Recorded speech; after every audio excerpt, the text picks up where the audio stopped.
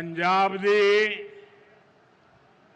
इस गुरुआं पीरां दी धरती ते तुहाडे सारिया दे बीच आके मैनू मान महसूस हो रहा हो। पंजाबियों किवे हो? चढ़दी कला च हो? साथियों, कुछ समय पहले मैं यहां श्री गुरु रविदास जी के जन्मोत्सव का हिस्सा बनने आया था और आज हमारा जालंधर विकास के उत्सव का साक्षी बन रहा है। आज सुबह मुझे जींद से देश की पहली हाइड्रोजन ट्रेन शुरू करने का अवसर मिला है। आज जींद से ही मुझे कुरुक्षेत्र में एक भव्य सिख म्यूजियम के शिलान्यास का सौभाग्य मिला है। ये म्यूजियम हमारी गुरु परंपरा को, गुरुओं के ज्ञान को भावी पीढ़ी तक पहुंचाने में बड़ी भूमिका निभाएगा। ये गुरुओं की शिक्षाओं, उनके बलिदान और सेवा की परंपरा को जीवंत रूप में प्रस्तुत करने वाला प्रेरणा केंद्र बनेगा। हरियाणा की भाजपा सरकार ने हमारी सिख विरासत को भावी पीढ़ी तक पहुंचाने के लिए ये पवित्र काम शुरू किया है। साथियों, विकास कार्यों को गति देते हुए अब यहां जालंधर से कई नई रेल सेवाएं शुरू की गई है। आज अमृतसर से काशी के बीच रेल सेवा भी शुरू हुई है। इससे गुरु रविदास जी के भक्तों के लिए पंजाब से काशी जाना और अधिक आसान हो जाएगा। आज दौलतपुर चौक और करतौली के बीच नई लाइन भी शुरू हुई है। करतौली से अंबाला के बीच नई रेल सेवा को भी हरी झंडी दिखाई गई है। साथियों, आज ही लुधियाना बाईपास का शिलान्यास, दिल्ली अमृतसर कटरा एक्सप्रेसवे के एक और सेक्शन का लोकार्पण हुआ है।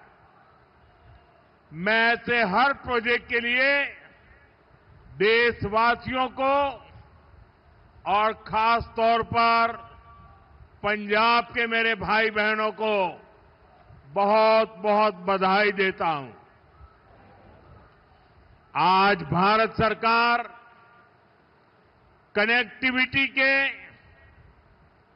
इंफ्रास्ट्रक्चर के अनेक ऐसे प्रोजेक्ट पर पंजाब में काम कर रही है। पंजाब में भाजपा सरकार नहीं है, लेकिन हमारा पंजाब विकसित हो, इसके लिए केंद्र की भाजपा एनडीए सरकार कोई कसर बाकी नहीं छोड़ रही है। साथियों, आज मैं विशेष रूप से जालंधर के लोगों की भी सराहना करूंगा, जिन्होंने स्वच्छता से स्वागत पहल के माध्यम से इस कार्यक्रम को और सार्थक बना दिया है। श्री गुरु रविदास जी ने समरसता और सामूहिक प्रयासों का जो संदेश दिया था, उसे आप सभी ने अपने व्यवहार में जीवंत किया है।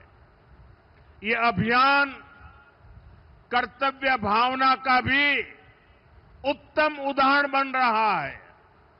साथियों, आज के दिन मैं इस मंच से पंजाब के महान सपूत सरदार तेजासी समुंदरी जी को भी अपनी श्रद्धांजलि देता हूं। आज उनका 100वां शहादत दिवस है। उन्होंने अंग्रेजी शासन काल में सिख हितों की रक्षा के लिए अनेक आंदोलन किए। सरदार तेजा सिंह जी ने अपना पूरा जीवन मातृभूमि की सेवा में समर्पित कर दिया। आज से शुरू हो रहे उनके शहादत वर्ष से जुड़े कार्यक्रमों से हम सभी को प्रेरणा मिलेगी। साथियों, केंद्र की भाजपा सरकार की भी प्राथमिकता है भारत के हर नागरिक की सेवा, भारत के हर नागरिक का जीवन आसान बनाना और उसे आगे बढ़ने के लिए नए नए अवसर उपलब्ध कराना। और इसलिए हम नागरिक देवो भव इस मंत्र पर चल रहे हैं। गरीब हो, मिडिल क्लास हो, ऐसे हर परिवार को बेस्ट से बेस्ट सुविधा मिले, ये हमारा प्रयास है। और नागरिक देवो भव का ये भाव हमारे काम में दिखता है। साथियों, जो भारतीय रेल है, एक गरीब परिवारों की, मिडिल क्लास परिवारों की सवारी है।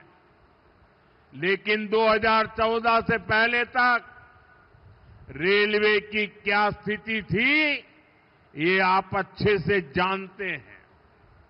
कांग्रेस सरकार नई ट्रेनों की झूठी घोषणा करके आराम से बैठ जाती थी। हमारे जो रेलवे स्टेशन है, इनको तो कांग्रेस ने अपने हाल पर छोड़ दिया था।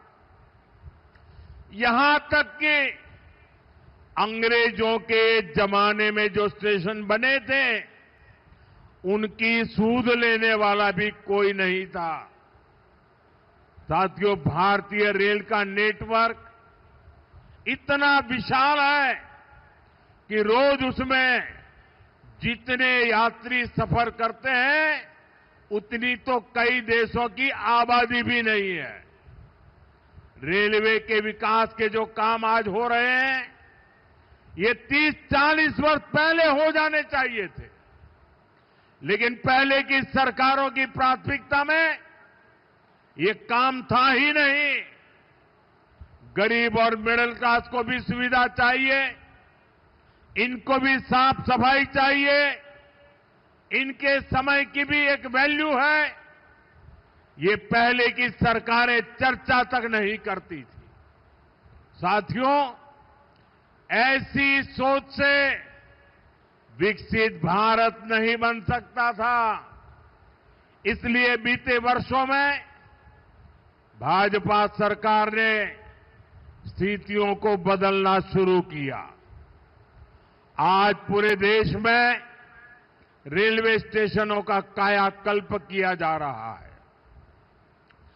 अमृत भारत स्टेशन स्कीम के तहत 1300 से ज्यादा रेलवे स्टेशन को आधुनिक बनाया जा रहा है और इनमें से कई स्टेशन पर काम पूरा हो चुका है।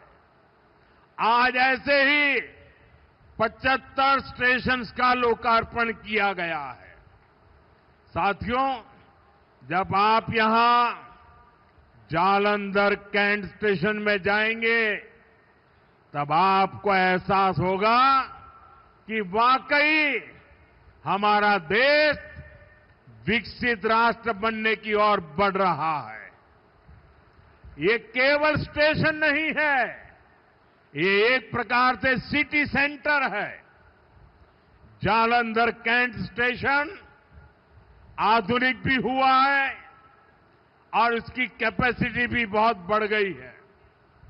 ऐसे ही आनंदपुर साहिब, मुक्तसर और साहिबजादा अजीत सिंह नगर स्टेशन का भी कायाकल्प हो गया है। साथियों, हमारे नए रेलवे स्टेशन व्यापार कारोबार का भी माध्यम बन रहे हैं। यहां जो लोकल कारीगर है, विश्वकर्मा साथी है, महिलाओं के सेल्फ हेल्प ग्रुप्स हैं, उनके उत्पाद स्टेशन पर बिक सके, ऐसी व्यवस्था बनाई गई है। और ये अमृत भारत स्टेशन हमारी विरासत, हमारी धरोहर के दर्शन भी कराते हैं। अब जैसे जालंधर है, यहां की पहचान स्पोर्ट्स से है, खेलकूद से है, तो जालंधर कैंट स्टेशन में पंजाब की खेल परंपरा और लोक संस्कृति के दर्शन होते हैं। आप आनंदपुर साहिब स्टेशन जाएंगे तो वहां तख्त श्री केसगढ़ साहब की झलक दिखाई देती है। कालका स्टेशन पर श्री काली मंदिर के दर्शन होंगे। यानी हमारे स्टेशन अब हमारी संस्कृति, सभ्यता के प्रतीक भी हो गए हैं। साथियों, हम अपने पूर्वजों से प्रेरणा लेते हुए, उनका मान बढ़ाते हुए ही एक सशक्त राष्ट्र बन सकते हैं। इसी पवित्र भाव से ही आदमपुर एयरपोर्ट का नाम श्री गुरु रविदास जी महाराज जी एयरपोर्ट किया गया है और चंडीगढ़ इंटरनेशनल एयरपोर्ट पर अब शहीद भगत सिंह इंटरनेशनल एयरपोर्ट के नाम से जाना जाता है। और ये काम भाजपा सरकार ने किया है और हमें इस पर गर्व है। साथियों, ये धरती शेरे पंजाब महाराजा रणजीत सिंह की धरती है।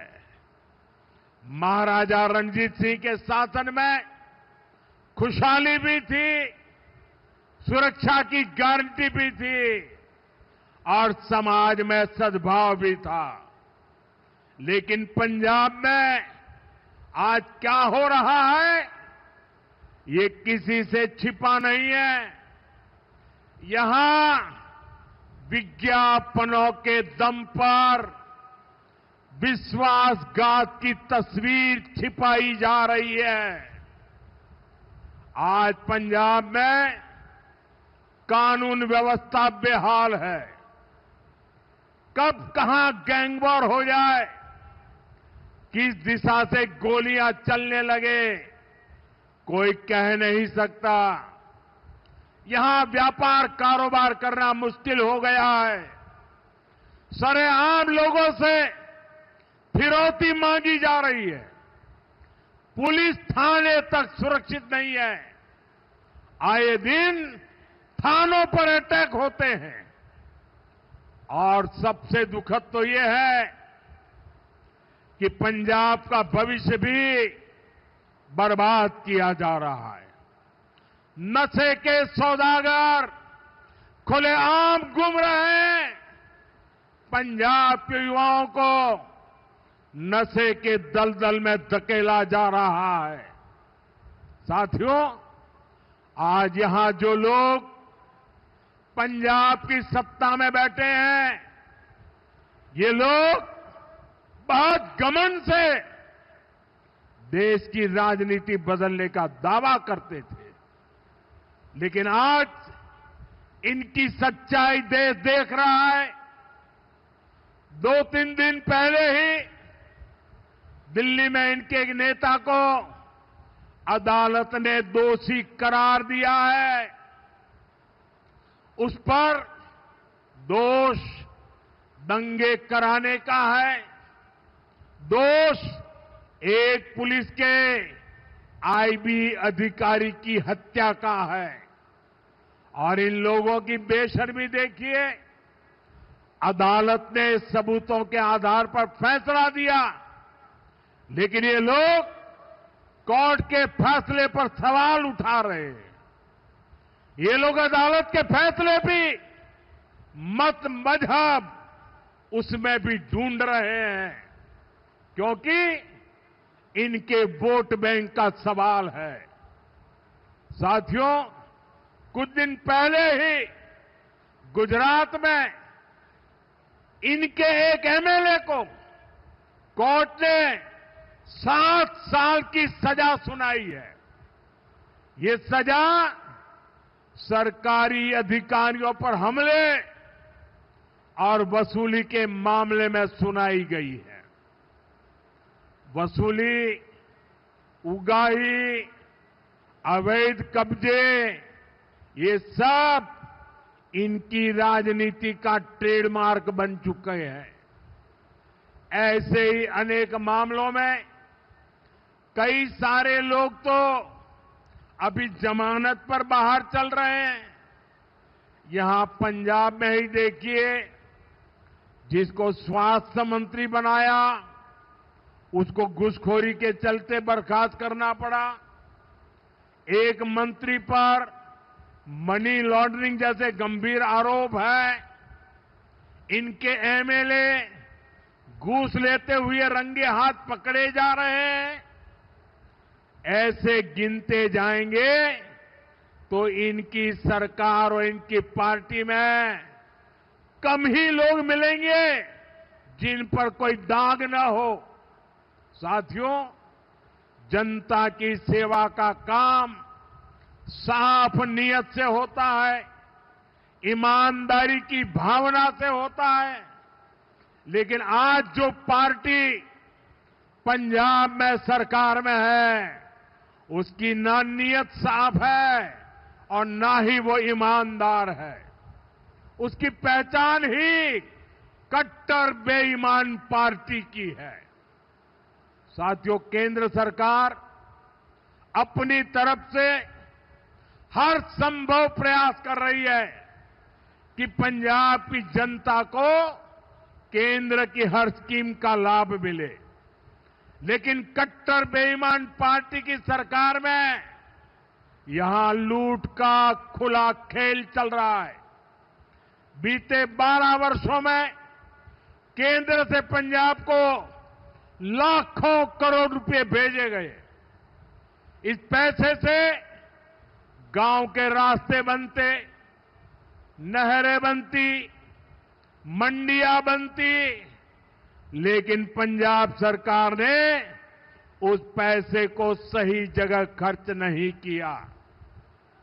और बड़ी बात यह है कि ये लूट कर्ज के पैसे पर भी चल रही है। पंजाब के नाम पर कर्ज लिया जा रहा है। पंजाब का बजट कर्ज का ब्याज चुकाने में लग रहा है और यहां राज्य सरकार चला रहे लोग उस पैसे पर मौज कर रहे हैं। साथियों, आज हालत यह है कि पंजाब में विकास का हर काम ठप है। सिर्फ भारत सरकार की योजनाओं पर अपने नाम का स्टिकर लगाकर बेचा जा रहा है। आयुष्मान आरोग्य मंदिर जो पूरे देश में चल रहे हैं, उन पर यहां अपना स्टिकर चिपका दिया। पूरे देश में 5 लाख रुपए तक का मुफ्त इलाज देने वाली आयुष्मान भारत योजना चल रही है। यहां उसके साथ भी खेल खेले जा रहे हैं। साथियों, पंजाब का सामर्थ्य अद्भुत है। यहां के किसानों में, यहां के नौजवानों में बहुत क्षमताएं हैं। पंजाब तेजी से विकसित हो सकता है। इसके लिए यहां भाजपा की डबल इंजन सरकार जरूरी है। आप सभी के सामने बीजेपी की राज्य सरकारों का उदाहरण है। जब से दिल्ली में डबल इंजन सरकार बनी है, तब से दिल्ली के विकास को नई गति मिली है। आपके पड़ोस में हरियाणा है, वहां बीजेपी की डबल इंजन सरकार किसानों को 24 फसलों पर एमएसपी देती है। पंजाब में किसानों को सिर्फ धोखा दिया जा रहा है। केंद्र और हरियाणा सरकार कर्मचारियों को 60% डीए दे रही है। यहां 60% तो छोड़िए, जो मिल रहा है उसकी भी कोई पक्की गारंटी नहीं है। कर्मचारियों को अपना हक पाने के लिए भी धरना देना पड़ता है। और बहनों बेटियों की पीठ पर तो इन्होंने छुरा भोंका है। बड़ी बड़ी बातें करके वोट तो ले लिया, लेकिन पूरे 50 महीने चुप रहे। वायदे की याद तक नहीं आई। अब तक बहनों के खाते में 50,000 रुपया आ जाने चाहिए था, लेकिन बहनों को सिर्फ झूठ मिला। और साथियों, पंजाब में जो कांग्रेस पार्टी है, उसका भी अपना ही रोना धोना चल रहा है। पंजाब में कांग्रेस में कुर्सी का किस्सा ही खत्म नहीं हो रहा।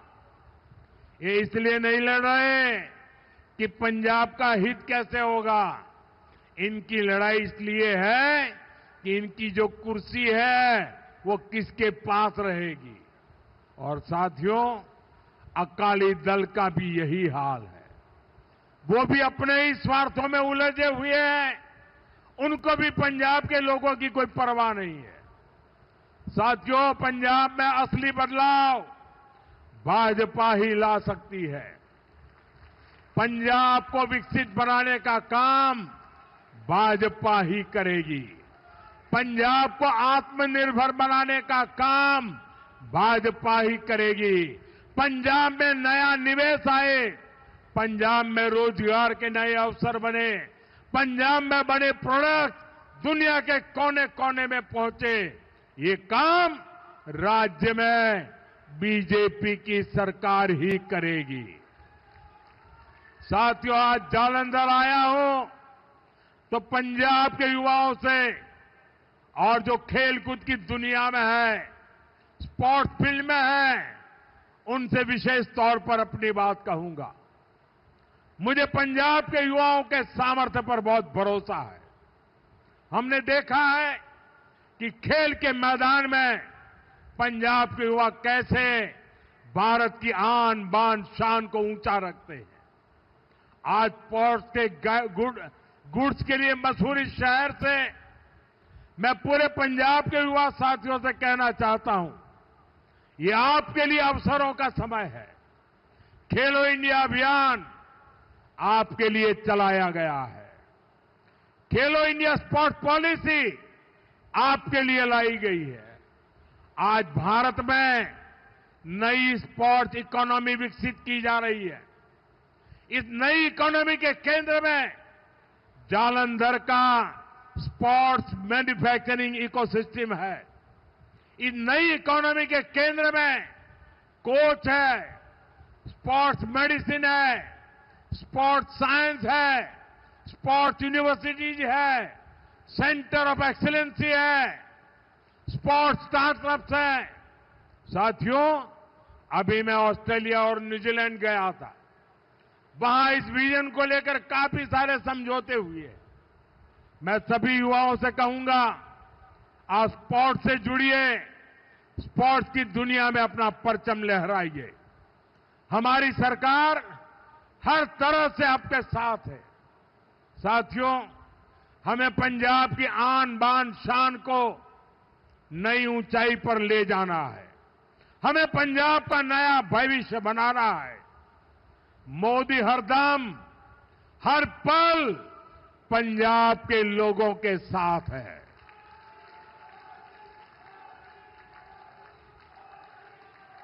साथियों, फिर एक बार सभी मेरे पंजाब के भाई बहनों को इन विकास कार्यों की बहुत बहुत शुभकामनाएं। मेरे साथ पूरी ताकत से बोलिए, भारत माता की, भारत माता की, भारत माता की, भारत माता की। वंदे वंदे वंदे वंदे वंदे वंदे